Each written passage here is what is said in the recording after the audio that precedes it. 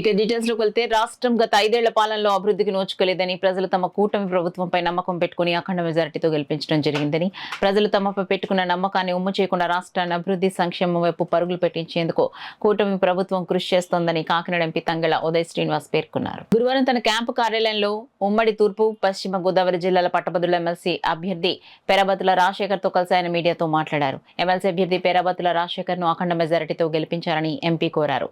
MLC అభ్యర్థి పేరాబత్తుల రాజశేఖర్ మాట్లాడుతూ రాష్ట్రంలో నిరుద్యోగ సమస్యను పరిష్కరించే దిశగా కృషి చేయడం జరుగుతుందన్నారు. ఈ సమావేశంలో నాయకులు లాజర్బాబు తదితరులు పాల్గొన్నారు. అలాగే ఎమ్మెల్సీ ఎలక్షన్స్లో పేరాబత్తుల రాజశేఖర్ గారు మీ గ్రాడ్యుయేట్స్ అందరూ కూడా నెంబర్ 1 అంటే ఆ స్థానాన్ని అలాగే ఉంచి నెంబర్ 1 ఒకటే వేసి అంటే ఓట్ని ఇన్వాలిడ్ చేసుకోకండి. మెయిన్ ఏంటంటే మనం నెంబర్లు 35 ఉన్నాయండి.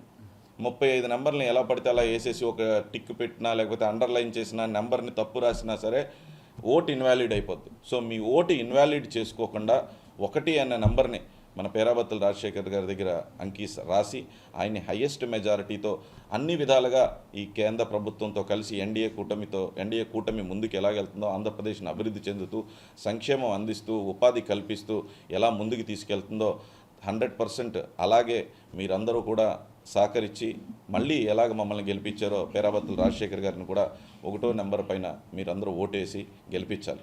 అలాగే కాకినాడకు కూడా మీరు చూడొచ్చు ఏడీబీ రోడ్ని అంటే 5 సంవత్సరాల నుంచి జనాలు చచ్చిపోతున్నారన్నా సరే పట్టించుకోలేదు. స్వయాన ముఖ్యమంత్రి గారు కూడా వచ్చి ఆ యాక్సిడెంట్ అయిన రోజుల నుంచి ప్రతిసారి పరిశీలన మీరు నన్ను చూసి ఉండొచ్చు. ప్రతిసారి ఎప్పుడు వచ్చినా సరే ఫస్ట్ ఆ ఏడీబీ రోడ్ని కంప్లీట్ చేసే వరకు నేను ఆ కాంట్రాక్టర్స్తో మాట్లాడుతూ ఇబ్బంది పెడుతున్నారా, లోకల్ లీడర్స్ ఎవరిని ఇబ్బంది పెడుతున్నారా ఏంటంటే ఎవరు ఏ ఇబ్బందులు లేవండి. ఫండ్స్ కూడా మాకు వస్తున్నాయి. ఆగస్ట్ లోపల కనెక్టివిటీ ఏడీపీ రోడ్ కనెక్టివిటీని మాత్రం 100% కంప్లీట్ చేసే విధంగా మేము ముందుకెళ్తాం. అదేవిధంగా ఎన్నో కార్యక్రమాల్లో మన కాకినాడలో మున్సిపాలిటీలో కూడా అసలు ఏ డెవలప్మెంటు లేకుండా శానిటైజేషన్ని మొత్తం తుంగలోకి తొక్కేశారు.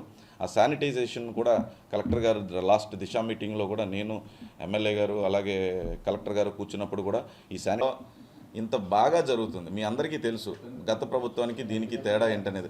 ఆ తేడా ఏంటనేది మీరందరూ కూడా సహకరించి మా రాజశేఖర్ గారిని నెంబర్ 1లో నుంచోబెట్టి సేమ్ హయ్యెస్ట్ మెజారిటీతో గెలిపించవలసిందిగా మనస్ఫూర్తిగా కోరుకుంటున్నాను. ఆర్థిక క్రమశిక్షణ లేకుండా తీసుకున్న నిర్ణయాల వల్ల పూర్తిగా అన్ని వ్యవస్థల్ని నాశనం చేయడం జరిగింది. అందులో ముఖ్యంగా విద్యా వ్యవస్థని పూర్తిగా నాశనం చేయడం వల్ల ఇప్పుడు మా యువ నాయకులు లోకేష్ గారు కూడా విద్యాశాఖ మంత్రిగా, ఐటీ శాఖ మంత్రిగా విద్యా వ్యవస్థకి ఏదైతే ప్రభుత్వ పాఠశాలలో మౌలిక సదుపాయాల కల్పనే అలాగే అన్ని విద్యను పటిష్టం చేసి ప్రతి సామాన్యుడికి క్వాలిటీ విద్యను ప్రపంచ స్థాయి విద్యను అందించడానికి లోకేష్ గారు కూడా విస్తృతంగా ప్రయత్నం చేస్తున్నారు. మరి మీరందరూ కూడా తప్పనిసరిగా ఏదైతే మరి కూటమి ప్రభుత్వం మరి మేనిఫెస్టోలో 20 లక్షల ఉద్యోగాల కల్పన ధ్యేయంగా మరి ఆ రోజు మాట ఇవ్వడం జరిగింది. దాంట్లో భాగంగా లక్షలాది కోట్లు మరి పెట్టుబడులు ఈరోజు పారిశ్రామికవేత్తలు గత ప్రభుత్వంలో పెట్టుబడులు పెట్టడానికి భయపడే పరిస్థితి.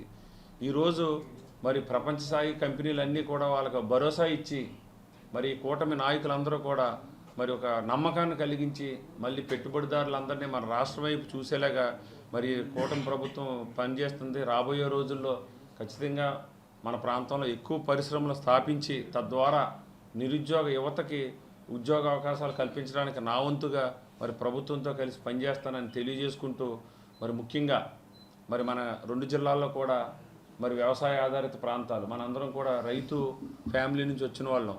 ఇక్కడ ఎక్కువ పరిశ్రమలు పెట్టినట్టయితే ఈ కూటమి ప్రభుత్వం మరి ఈ ప్రాంతంలోని నిరుద్యోగ యువతనికి ఎక్కువ ఉద్యోగ అవకాశాలు కల్పనకి మరి నా వంతుగా కూడా కృషి చేస్తానని తెలియజేసుకుంటూ విజ్ఞులైన పట్టభద్రులందరూ కూడా మరి పేరాబత్తుల రాజశేఖర్ అనే మరి సీరియల్ నెంబర్ 1 దగ్గర 1 ప్రాధాన్యత ఓటు వేసి నన్ను అత్యధిక మెజారిటీతో గెలిపించాలని మరి మీరు వేసే ప్రతి ఒక్క ఓటు కూడా పట్టభద్రుల గొంతుగా మారుతుందని తెలియజేసుకుంటూ మరి మీరందరూ అత్యధిక మెజారిటీతో గెలిపించాలని కోరుకుంటూ మీ